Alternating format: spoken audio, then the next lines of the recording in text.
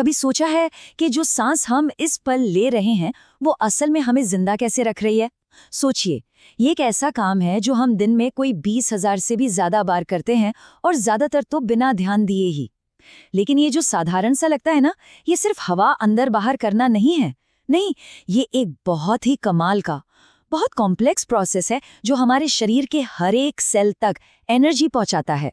तो चलिए इस जबरदस्त सिस्टम को जरा करीब से समझते हैं और देखते हैं कि कैसे बस एक सांस हमारी पूरी जिंदगी के इंजन को चलाती है। तो आज हम क्या क्या देखने वाले हैं? सबसे पहले सबसे जरूरी सवाल कि भाई हमें सांस लेने की जरूरत ही क्यों है, जिसे कहते हैं एनर्जी की पहेली। फिर हम उस रास्ते पर चलेंगे जिस पर हवा हमारे शरीर के अंदर सफर करती है। इसके बाद हम फेफड़ों के अंदर झांकेंगे जहां असली जादू होता है। और आखिर में हम देखेंगे कि दुनिया के बाकी जीव इसी चैलेंज से कैसे निपटते हैं। तो चलिए शुरू करते हैं एकदम बेसिक चीज से, एनर्जी। हमारे शरीर का हर एक सेल, चाहे वो दिल को धड़का रहा हो या पलकों को झपका रहा हो, उसे अपना काम करने के लिए लगातार एनर्जी चाहिए।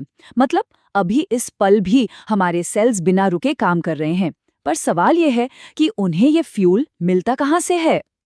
तो जवाब है हमारे खाने में, जैसे कि ग्लूकोज। पर कहानी यहाँ खत्म नहीं होती। उस खाने में जो एनर्जी छिपी है उसे बाहर निकालने के लिए एक चाबी चाहिए, और वो चाबी है ऑक्सीजन। तो असली पहेली ये है कि इस सबसे जरूरी ऑक्सीजन को हम अपने अरबों खरबों सेल्स तक पहुंचाते कैसे हैं? और यहीं पर रेस्पिरेशन यानी श्वसन का असली मतलब सामने आता है। ये कोई सांस लेना नहीं है, बल्कि ये सेल्स के अंदर होने वाला एक केमिकल प्रोसेस है। इसमें होता ये है कि ऑक्सीजन की मदद से ग्लूकोज को तोड़ा जाता है और एटीपी के रूप में एनर्जी निकलती है। एटीपी को आप हमारे शरीर की एनर्जी करेंसी मान सकते हैं, जिसके बिना कोई काम नहीं हो सकता। और हाँ, यहाँ एक बहुत जरूरी बात समझनी है। हम आमतौर पर सांस लेने मतलब ब्रीदिंग को ही सब कुछ समझ लेते हैं, पर साइंस में ब्रीदिंग सिर्फ हवा को फेफड़ों तक लाने और बाहर निकालने का फिजिकल एक्शन है। असली खेल तो रेस्पिरेशन है, वो केमिकल प्रोसेस जो सेल्स के अंदर होता है। तो सांस लेना तो बस पहला कदम है, असली मंजिल तो सेल्स के अंदर एनर्जी बनाना है। लेकिन एनर्जी बनाने की इस प्रोसेस का एक साइड इफेक्ट भी है, कचरा। हमारे सेल्स जब एनर्जी बनाते हैं तो साथ में कार्बन डाइऑक्साइड भी बनाते हैं, जो एक तरह का जहरीला वेस्ट प्रोडक्ट है। अगर ये हमारे सिस्टम में जमा हो जाए ना, तो ये शरीर का पूरा बैलेंस बिगाड़ सकता है, उसे ज़्यादा एसिडिक बना सकता है और सेल्स को डैमेज भी कर सकता है। तो चैलेंज डबल है, ऑक्सीजन अंदर लाओ और जहरीली कार्बन डाइऑक्साइड बाहर निकालो। तो हमारा शरीर इस डबल चैलेंज से निपटता कैसे है? इसका जवाब एक कमाल के परफेक्टली डिजाइंड सिस्टम में है। चलिए एक सांस के साथ साथ एक सफर पर चलते हैं और देखते हैं कि हवा किस शानदार रास्ते से गुजरती है। ये सफर शुरू होता है हमारी नाक से, और नाक सिर्फ एक रास्ता नहीं है, ये तो शरीर का अपना बिल्ट इन एयर कंडीशनर और फिल्टर सिस्टम है।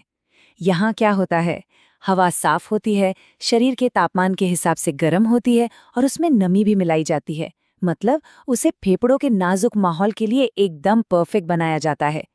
फिर ये हवा गले से होते हुए पहुंचती है हमारी श्वास नली यानी विंड पाइप तक। और यहीं पर एक छोटा सा पर बहुत ही स्मार्ट ट्रैफिक पुलिस वाला बैठा है, एपिग्लॉटिस। जब भी हम कुछ खाते पीते हैं, ये छोटा सा ढक्कन फौरन हमारी सांस की नली को बंद कर देता है। क्यों? ताकि खाना गलती से भी फेफड़ों में ना चला जाए। कितना सिंपल पर कितना जरूरी डिजाइन है ना?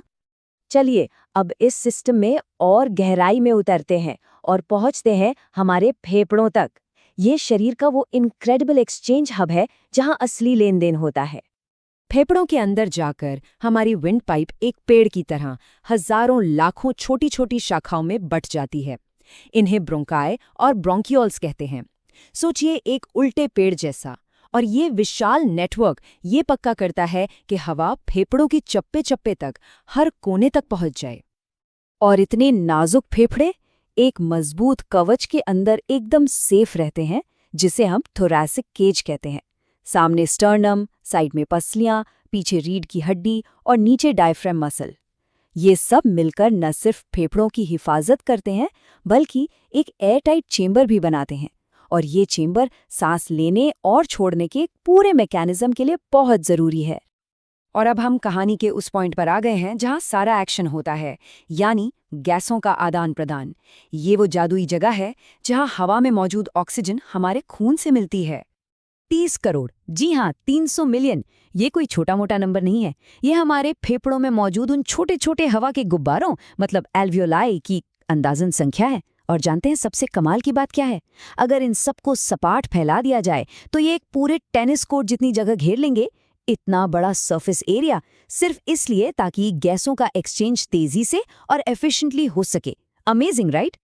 इन हवा के गुब्बारों की दीवारें भी खास सेल्स से बनी हैं। टाइप आई सेल्स तो इतने पतले होते हैं, मतलब कागज से भी पतले, ताकि गैस से आराम से आर पार जा सकें। और जो टाइप 2 सेल्स हैं वो एक ऐसा सब्सटेंस बनाते हैं जो इन गुब्बारों को आपस में चिपकने से रोकता है। मतलब एक परफेक्ट टीम। हर सेल का अपना एक जरूरी काम है।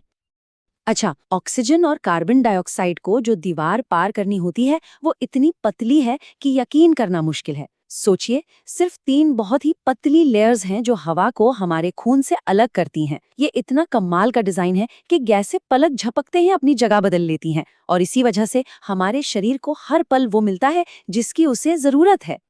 तो ये तो हुई हमारी बात। अब जरा पर्सपेक्टिव को बड़ा करते हैं। गैसों का एक्सचेंज सिर्फ इंसानों की जरूरत तो है नहीं, ये तो धरती पर जिंदगी की एक फंडामेंटल जरूरत है। तो फिर बाकी के जीव जंतु इस चैलेंज को कैसे पूरा करते हैं? प्रकृति के पास सॉल्यूशंस की कोई कमी नहीं है। केंचुए को देखिए, वो तो अपनी गीली स्किन से ही सांस ले लेते हैं। कीड़ों के पास नलियों का एक पूरा जाल होता है जो हवा को सीधे उनके टिश्यूज तक पहुंचाता है। मछलियां अपने गिल्स से पानी में घुली ऑक्सीजन निकाल लेती हैं। और हाँ, हम और बाकी मैमल्स फेफड़ों पर डिपेंड करते हैं। मतलब डिजाइन अलग अलग हो सकते हैं पर मकसद सबका एक ही है, ऑक्सीजन अंदर, CO2 बाहर। तो कुल मिलाकर देखें तो सांस लेना क्या है? ये हमारे अंदर की जिंदगी और बाहर की दुनिया के बीच एक लगातार चलने वाली एक खामोश बातचीत है। ये कहानी शुरू होती है सेल्स की एनर्जी की जरूरत से और पूरी होती है एक ऐसे कॉम्प्लेक्स सिस्टम के जरिए जो हवा को साफ करता है, उसे सही जगह पहुंचाता है और फिर गैसों का एक्सचेंज करता है। ये सच में एक बायोलॉजिकल मिरेकल है जो हर पल हर सांस के साथ होता है। लेकिन ये सब हमें एक बहुत ज़रूरी सवाल पर लाके खड़ा कर देता है। हमारा रेस्पिरेटरी सिस्टम फिल्ट्रेशन और डिफेंस का एक मास्टरपीस है, एक शाहकार है। तो फिर ऐसा कैसे होता है कि हवा में मौजूद छोटे छोटे प्रदूषक, ये माइक्रोस्कोपिक पोल्यूटेंट्स, इन सभी सिक्योरिटी चेक्स को पार करके हमारे हेल्थ पर इतना गहरा असर डाल पाते हैं? ये एक ऐसा सवाल है जिस पर हम सबको सोचने की ज़रूरत है।